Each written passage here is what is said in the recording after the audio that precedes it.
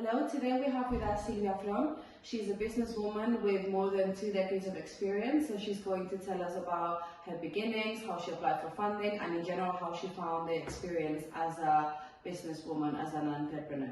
So Silvia, can you introduce yourself and tell us the businesses that you own and how you started them, please? So, hello, I'm Silvia Fron, I'm from Spain, and I have been an entrepreneur for 10 years, more or less. I've been developing business, all relatives with children and events. Okay.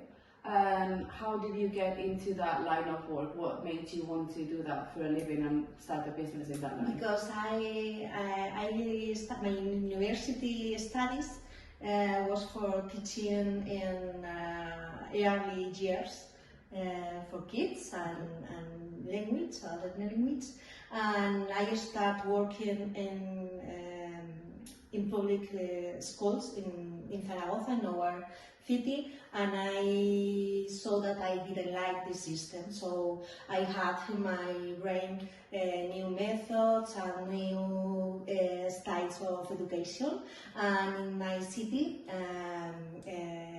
city offered the state of the community offer one course, one training for entrepreneurial women, and I applied it. I left my work and I applied it, and I was training for almost a year, and they train us in communication, marketing, office, everything that we need to make our business plan.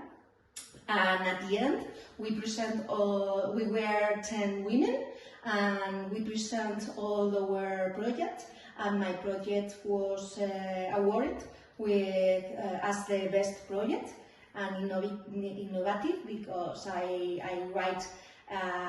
create a new style of kindergarten, with now it's common, but I thought that the kids learn about playing when they are playing, and without rules. So strict. So that's how you started your kindergarten.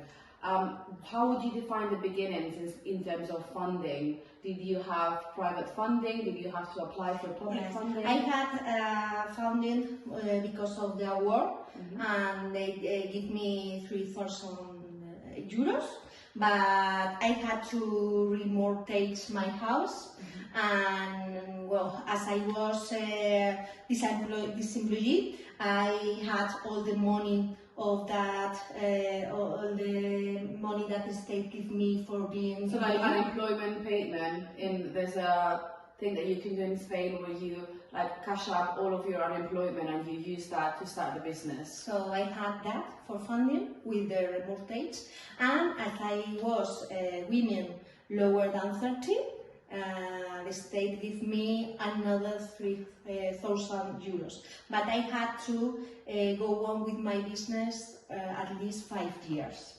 And later, when I start working and I needed workers,